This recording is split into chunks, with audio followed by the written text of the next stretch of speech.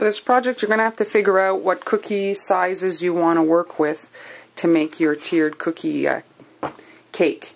So I've made a few different rounds, and I'm going to kind of figure out what I like. I wouldn't roll the cookies too thick. If you want to stack 3, you don't want to have 3 super thick cookies. If you know, it looks a little bit nicer if they're, average thickness. And so you can see here from the top leaves a nice little step for the first to the second tier, and then again here to the final tier. And so you want to bake 9 cookies per cake. You could obviously do, if I take away 1 cookie per layer, that still looks nice, and here you'd only need to bake 6.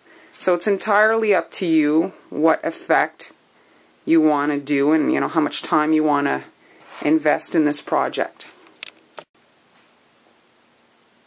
You could absolutely roll and bake these cookies in advance in batches, and you could freeze them since they're not decorated, and that will save you a whole lot of time during your production.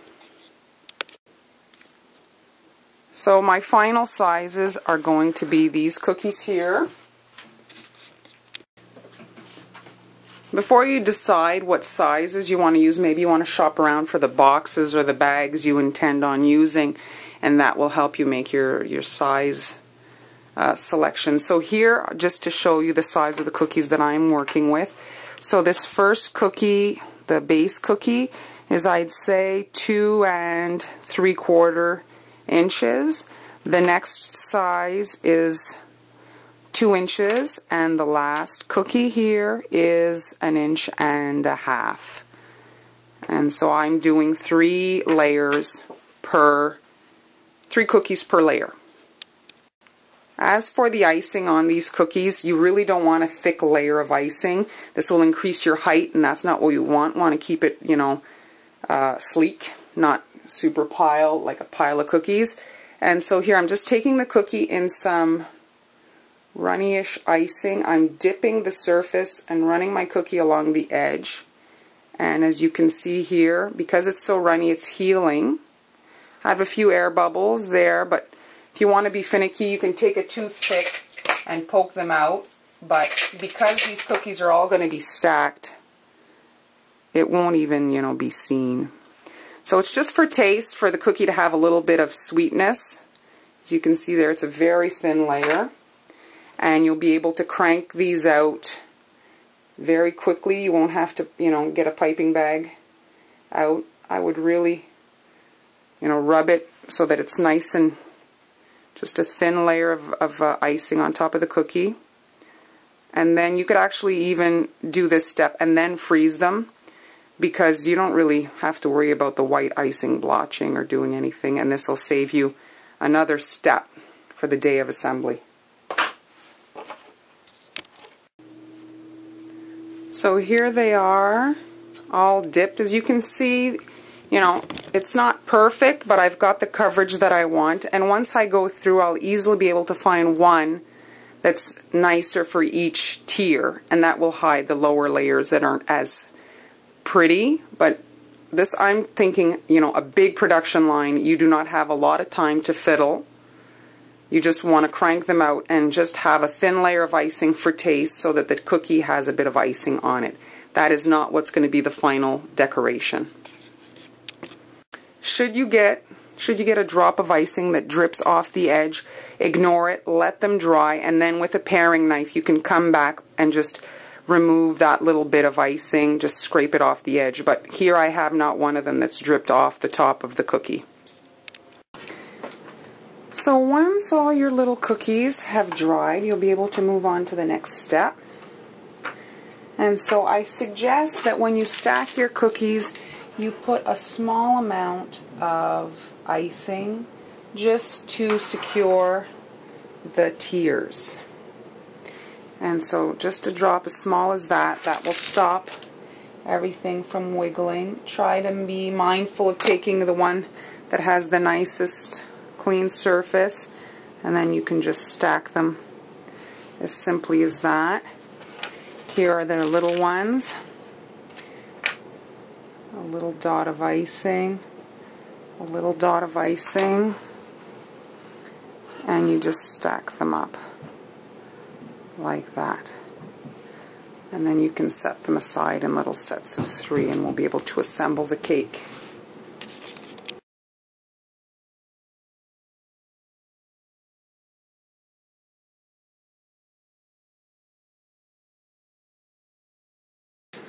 So once your cakes are stacked, you'll be able to measure the height that you have. And so if I measure mine, it's 1.25 inches. And so I'm going to take a piece of frosting sheet.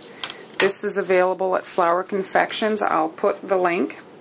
And you can use, this is called a quilting ruler, and you can see right through it, and it facilitates measuring. And so here I can measure and then mark across 1.25 inches quite easily.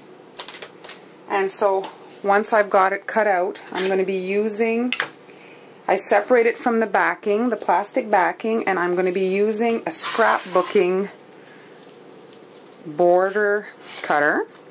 I'm pushing that in, so the backing has been removed from the frosting sheet, and as easily as that, I just punched right through, and you can see there's the design cut out. So you just cut all the way across this piece of frosting sheet.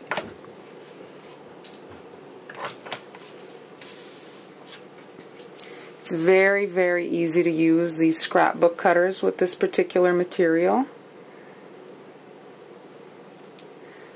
So if you wanted, you don't have to have a printer to order these. You just order these for decorating. You could airbrush them to get them the color you want. Much less expensive than buying, you know, those Wilton sheets.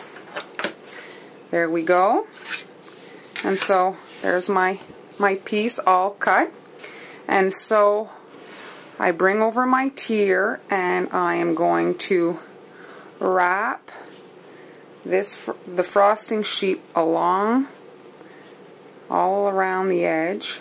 I'm just going to lift it up so you can see, and so there it creates a decoration on the edge, you see, and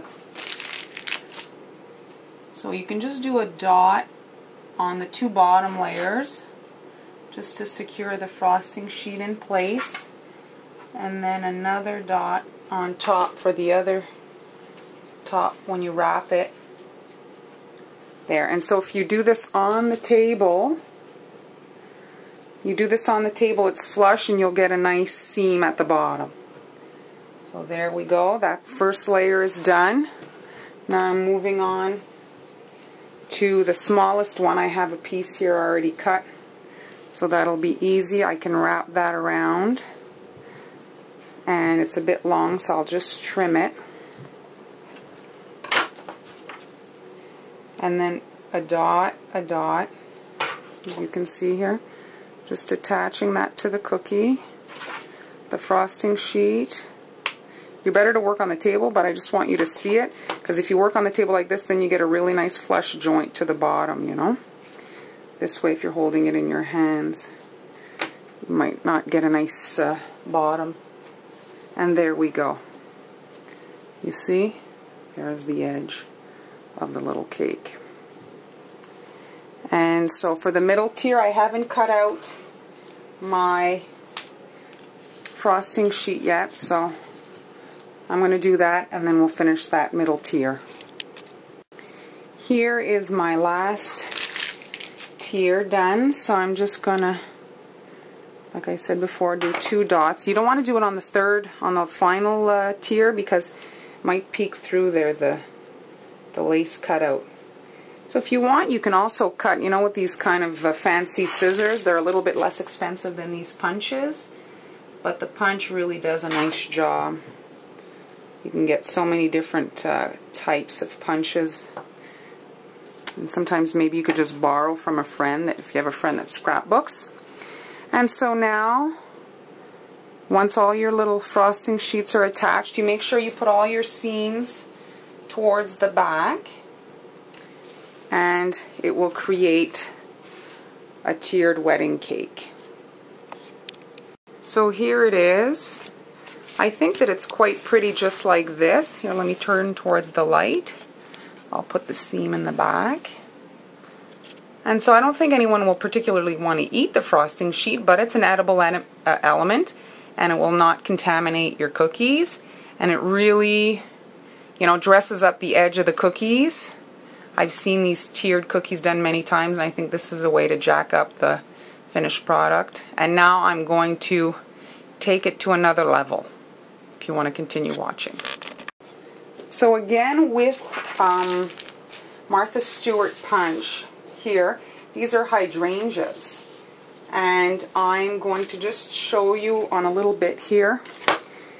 You flip it over and you can see this particular cutter has both large and small flowers, and you can just punch out the flowers, as easy as that. And there you go. You have flowers to decorate your tiered wedding cake. You can airbrush, like I said, airbrush your frosting sheet in advance. The frosting sheet does have a little bit of elasticity. They have to be fresh. Once they've been cut, I recommend that you airbrush them before you do this cutting and just let them dry, and then you can cut them. You see I'm pushing here on my little foam pad with my tool, and it's causing the petals to round up. There we go. And so here you can see the hydrangeas that I had airbrushed before. You see here they're like purple blue, and that's going to dress up our wedding cake. So I'm going to show you how to use those flowers on the wedding cake. So here are the frosting sheet borders that I'm going to have on the wedding cake, and we can peel them off. I've peeled off the ones that I had adhered to the cake earlier. It's just, this is a demo video, and I didn't make many of these cookies, so I'm just showing you here if we want to put it on the cake at an angle like this. So let's just gently mark the cookie. So here are the frosting sheet borders, and so I want the angle to be like this, so we're gonna decorate down like that, the flowers, okay? And so you just need a dash, a little speck of icing for the little frosting sheet flower to adhere to the, and you can use the tool here just to push in the middle.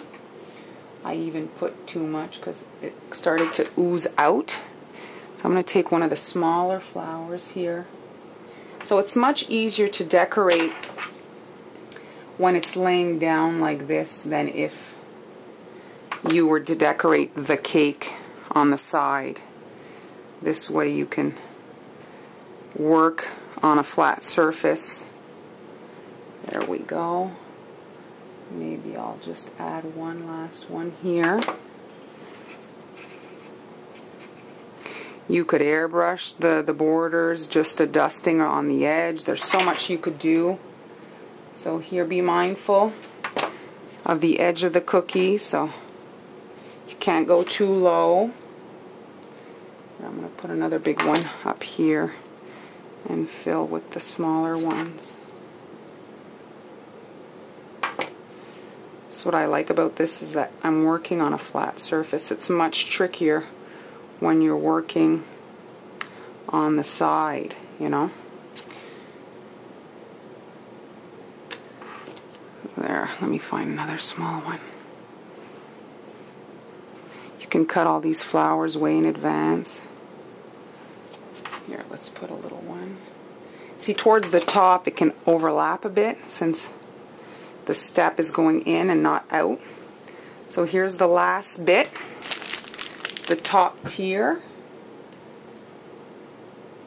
Let's add two big ones.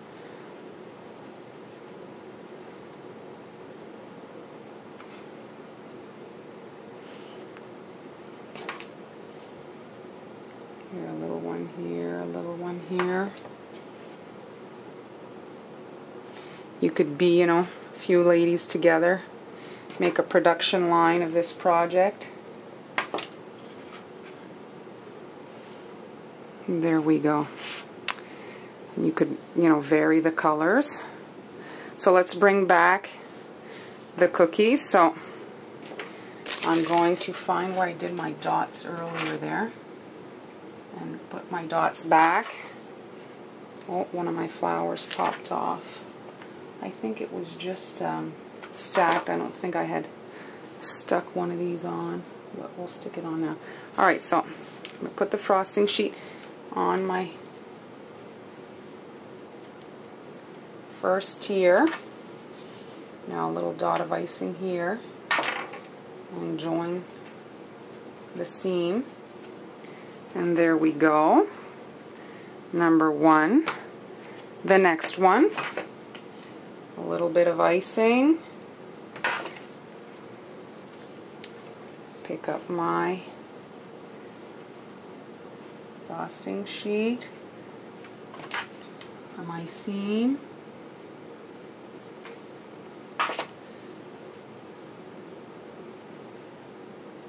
And there we go. There's number two. And the last one.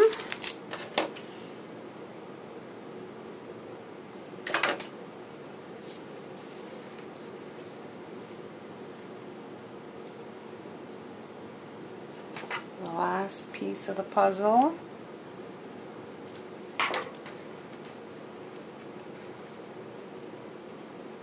And the last seam, there we go. And so when we stack them, we're just going to spin it a little bit so that it looks like the flowers are going up the side. Took my camera off the tripod so you could see from the side here. You can see that's quite pretty. So I'm going to show you now some finishing touches. I recommend a dot of icing here to secure the tiers together. So just at an angle a bit. Look at the top so that it's well centered, and you want the flowers to go up at an angle. Now the next one, right there.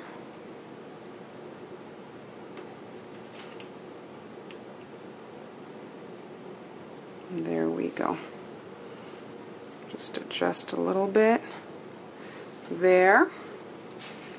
So they're all attached. So here, let's just spin this a little bit. I can add just a few of the hydrangeas to the top of the cake to finish it off.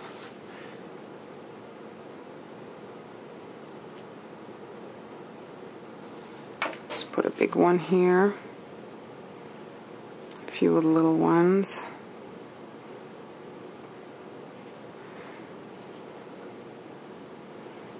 And there we go. And if you wanted to go crazy, you could, it's not centered there, you could add some dots right on the edge all the way around. You see? So I'm going to do that off camera and take a final photo of this cookie project.